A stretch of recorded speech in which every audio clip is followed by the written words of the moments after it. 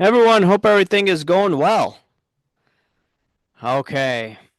I was given the heads up that more legal documents have been filed against Goldin Auctions. The plaintiffs, Steven Spiegel, Alan Spiegel versus Goldin. Now, I do have some people who have access to the docket, and I requested, these files sent to me, and I got them.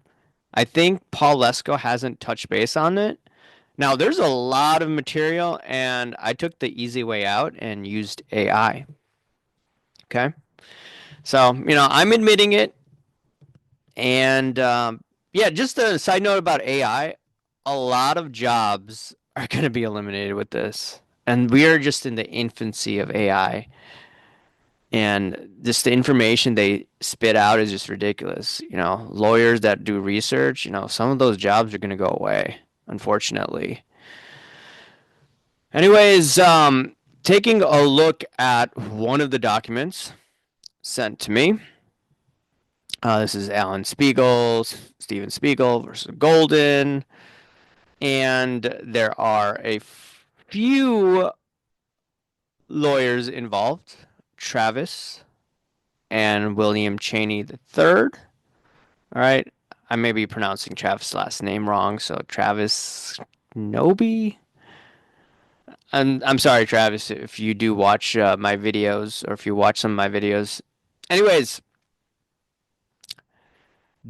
take a look at this. Brief in support of plaintiff Steven Spiegel and Alan Spiegel's motion for sanctions. Whoa, crazy.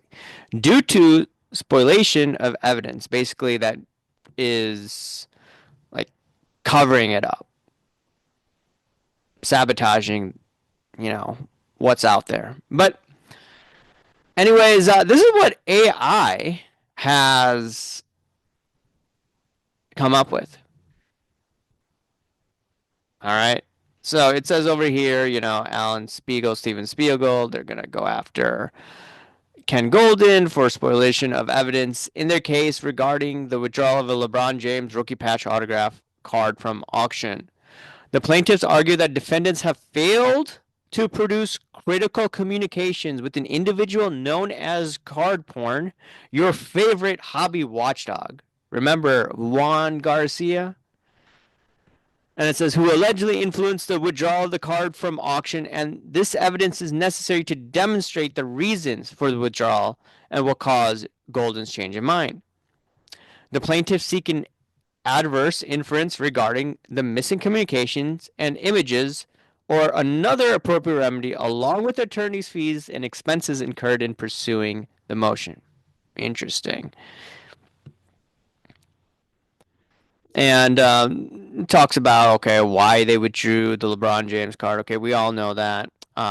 Defendants claim that card porn was a big part in withdrawal, but the decision was based on doctored images and baseless allegations.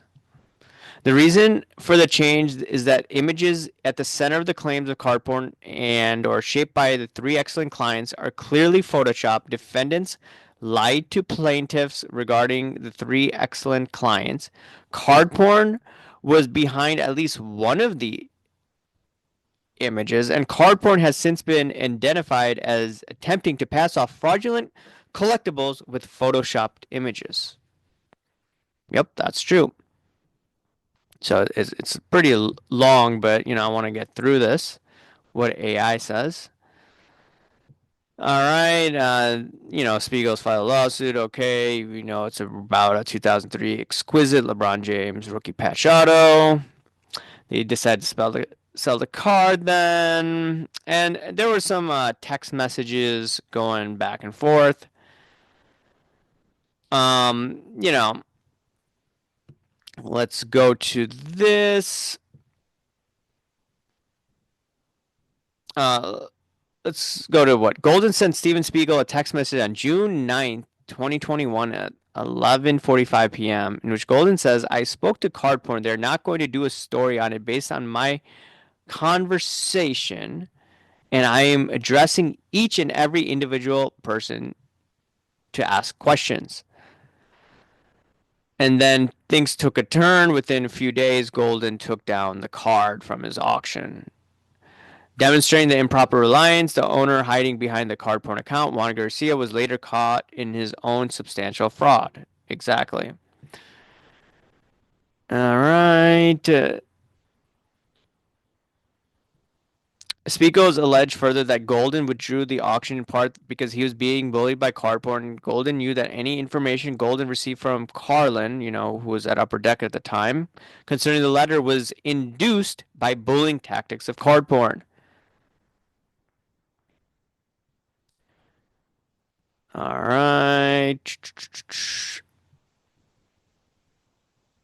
This is key. Several documents produced in the case prove the existence of other responsive documents that existed at one point,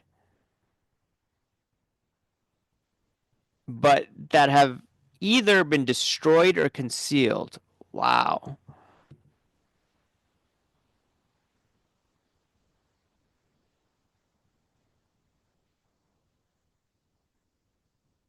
Let's take a look at this. The Spiegels requested communication between Goldin and Cardporn concerning the Spiegel and Spiegel's LeBron James RPA in their request for production. Okay. All communication between Spiegels and Goldins have been produced by both the Spiegels and Goldin parties. In his own email to Steven Spiegel, Goldman admits to receiving these messages between Cardporn and Steven. The messages were Alan, but unsurprising since Cardporn thought it was Steven Goldin says the same thing. Goldin also sent Steven Spiegel four other emails on June 14, 2021. In the first email, Goldin tells Steven Spiegel, I have received the three following from the multiple hobby sources, including three excellent clients of mine who do not know you and that are on social media that basically want to buy the card. Let me just go to that over here. So what? It's actually page 16. I receive. All right. And a text message between Goldin and Kramer. This is Michael Kramer, card collector 291. Goldin tells Kramer, you must realize I'm also concerned about my consignor. I work for my consignors and I still do not want to get into any legal liability from them for damaging the value of the collectible.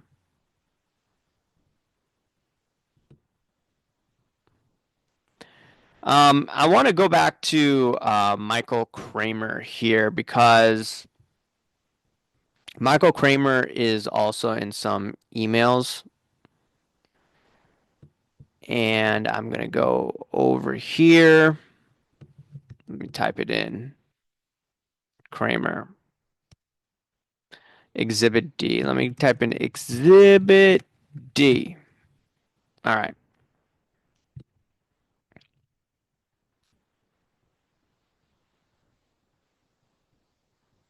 If there's someone who has a higher resolution photo of this card, both the front and the back, it would be helpful in determining the best way to handle. Michael Kramer, I don't believe so, but I'll ask my guy right now. We'll let you know ASAP. If I can get that, I can use the photo match company I use for jerseys and bats, maybe basketballs, to try and photo match the cards. And if they tell me it's exact card with a different patch, then at least I have scientific as evidence from an industry expert. You must realize I'm also concerned about my consignor.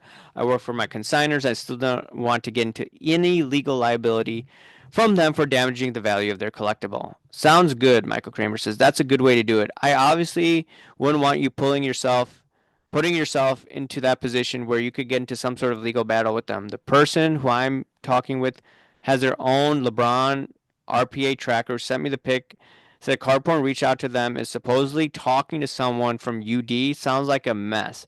They should have a photo back though, so I'm working on getting that prior to Cardporn doing anything. I'm not a fan of them, to be honest. Now, you can go back to what I had about Michael Kramer. I did a post on it on Instagram, Card Collector 291, and basically this dude was working for Goldin as a consultant, like a low end. I think it was a private sales rep. Let me take a look. Allegedly, right? Private sales rep, and this was a flow chart that was given in the for court documents from a doctor who knew Matthew Allen, aka Shine 150. All right, a lot of complicated stuff in this case, but anyway, did AI to summarize it. They do a good job. Based on the document, card collector 291 appears to be Michael Kramer, an individual involved in the sports card collecting community, according to the information provided. Kramer was a key figure in events surrounding the withdrawal of the Spiegel LeBron James RPA card from a Goldin auction. The document indicates that Kramer had a relationship with Goldin Auctions and was apparently seeking employment with them, was trying to negotiate a deal where he'd receive one of the 122 different serial number LeBron James card in exchange for 3 years of work for Goldin, had a developing relationship with Carlo, I'm going to botch his name, an employee of Goldin, was actively messaging Allen, Shine 150, Cardporn Goldin, Carlo, and Bye Bye MJ regarding the Spiegel Brothers card. Appeared to have negative opinions about Steven Spiegel, repeatedly calling him a clown, questioning his character. Was featured in a live video on Instagram with Shine 150 and Smellman, where they were described as celebrating the success of their efforts to take down the auction of the LeBron James RPA card. The document suggests Kramer played a significant role in the events that led to the withdrawal of Spiegel's card from Goldin Auction. Okay, so there's that. Okay, and let's take a look at this. Yeah, this was in the other legal document as well. Defendants identify Michael Kramer as a source of private information about LeBron James card and supplement their responses. Their investigation continues. All right, so just some summary. Just this is a very huge. I mean, there's just a lot of things going on with this case. I did get a DM saying, "Oh man, this is very complicated." So one thing to note: shortly after this withdrawal, Goldin Auctions revised its consignment agreement. Right? What about withdrawing it from a live auction if the auction is live and we have a problem with the item that gives us the right to withdraw here? Think of Spiegel incident. We don't make sure that no one can sue us for our judgments. The court has to impose spoliation sanctions under the federal rules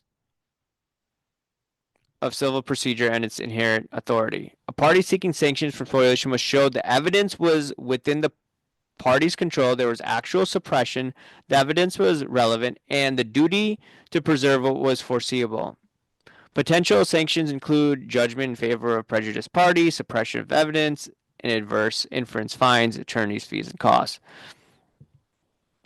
And it's just talking about how sanctions can be awarded if electronically stored information was preserved, but it was lost because the party failed to take proper action to preserve it.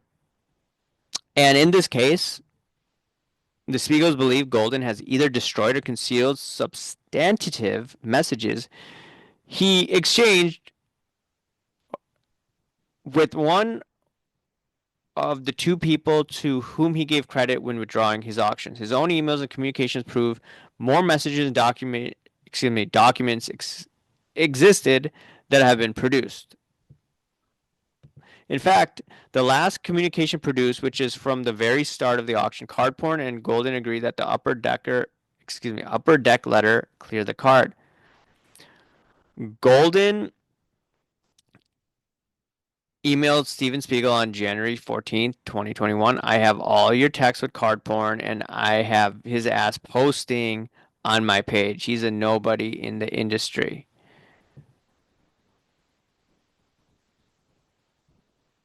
All right. Discovery through though reveals Goldin did email Steven Spiegel a screenshot purported image of the Spiegel LeBron James card depicting the card with a white patch with metadata expanded. All right. Later on, it says the only logical conclusion is that these documents were either intentionally lost or being concealed.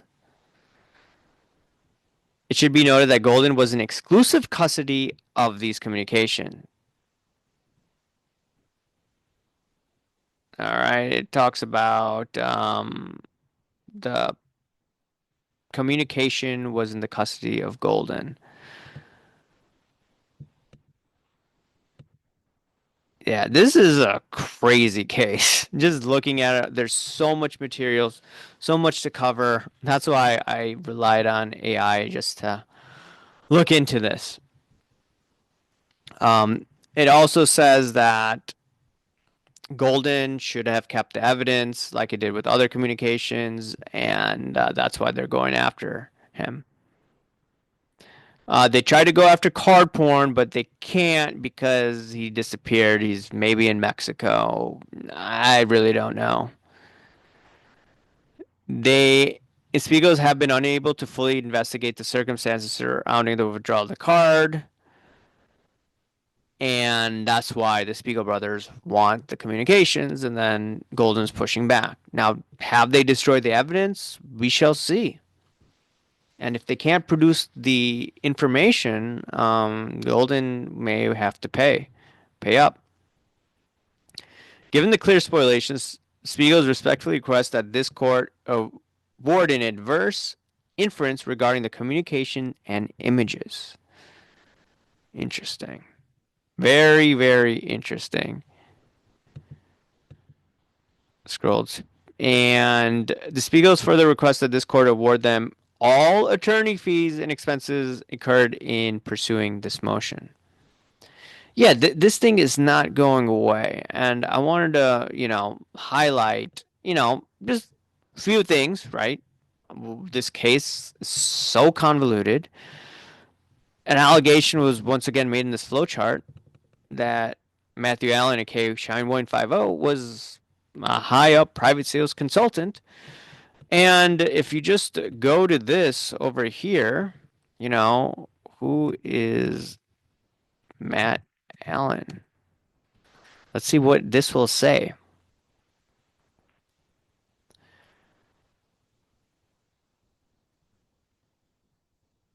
Yeah, this is AI for you in live time. So this thing is going to take jobs away without a shadow of a doubt. It just pops up all the information that I discussed before. Based on the document, Matt Allen appears to have significant figure in the sports card collecting hobby. We all know him. High-end guy. Allen was actively involved in the situation regarding the card. Yup, LeBron James RPA card. He worked with Michael Kramer, 291, to convince Goldin to withdraw the Spiegel's card. Allen appears to have a bias against Steven Spiegel, stemming from a previous situation where they made competing offers for the same Zion card. He had close relationship with other, including Andrew Spellman, and referred to Juan Garcia as his killer ninja who helped him get the LeBron James RPA card involved. According to the document, Allen worked for Goldin Auctions as a consulting running their private sales department as evidence by a corporate flowchart, which I just mentioned. He purchased the 23, this is the conflict of interest. Multiple conflicts of interest. If he works allegedly he allegedly worked for Goldin, and then he was buying up these LeBron James cards, and then he convinced Goldin with multiple people to take down the card because he purchased a 23 out of 99 card just 4 months after the withdrawal of the Spiegel's 44 out of 99 card, stating in his post he got it for a steal. Is that a conflict of interest? I do think so. The document suggests Allen and Spielman together own at least 5 different versions of the card. Now, were they trying to corner the market and try to take that card down? Like, this case is wild, man. Very convoluted. And then, like, some of the text messages, like, holy moly, you're not gonna see this on many channels out there.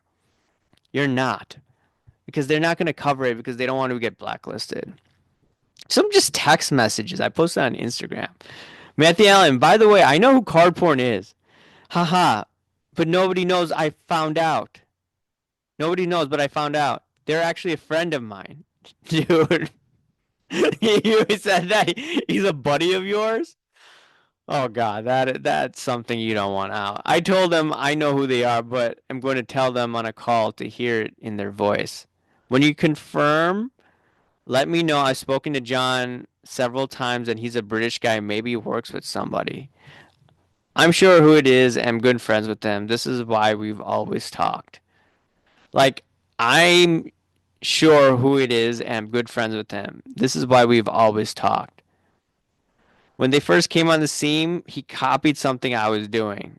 I'll explain to you on a call, but they copied something I stated and stated 6 months later. I told him about something and he liked the idea. He went on to do it.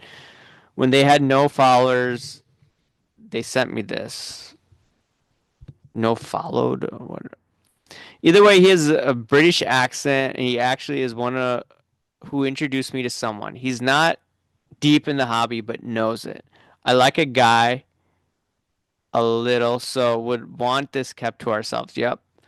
And then he sent them what Wani Y. This is one of his older Instagram um, channels. Look at the post. Look at the post I just made on hobby clowns. I think he's referring to the Spiegel Brothers. You're also tagged on DM, so you could post to do your story if you want. Would be good to do that just to build hobby clowns. Also, did you read the hobby clown post? Yeah, I can't repost anything from that site due to the post about Steven Spiegel. I still think he's gonna sue me. I don't think anything negative to be attached to me and him. I can understand no worries in need. Yeah, it's like, what the hell? Like all of these messages, man. Dude,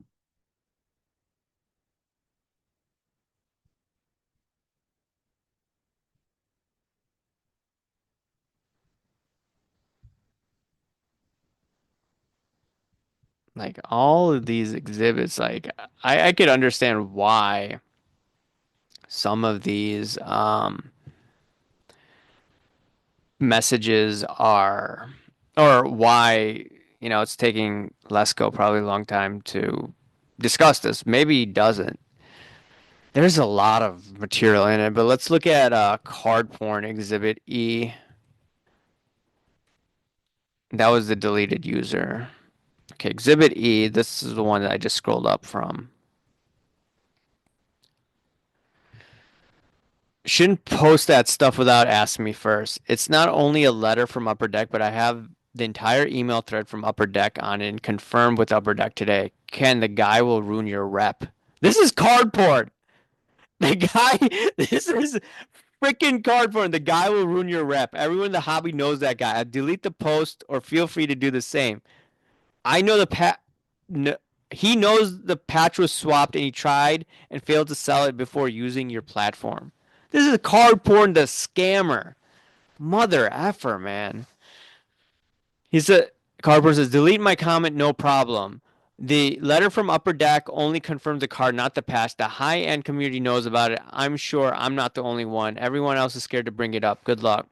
Thank you. We literally spoke to Upper Deck. The guy had the card since 2013, either to his job on the owner because people don't like him, or and we both know he's not well liked, or Upper Deck is intentionally going out to destroy all their market value on all the product for these, never get another NBA license, destroy their business that makes the company for as a businessman. I don't think it's the option, not one, option two. The NBA license is up for grab. Okay. But here's proof 44 out of 99 used to be an all white patch. Did you go to the website and read Upper Deck letter? They said they destroyed 44 out of 99, replaced it, and this is the replacement. That's good information. It clears the card. People research, need to know to connect the dots up, pass it along. It's all bolded. Let's take a look at this. Yeah, This is crazy. Like, I can't believe Cardporn had the audacity to say this guy will ruin your rep when it was Cardporn that ruined the rep of so many people in this hobby. Man, what is up with this hobby? Wild case. Hopefully other people cover it. Talk to you later. Bye.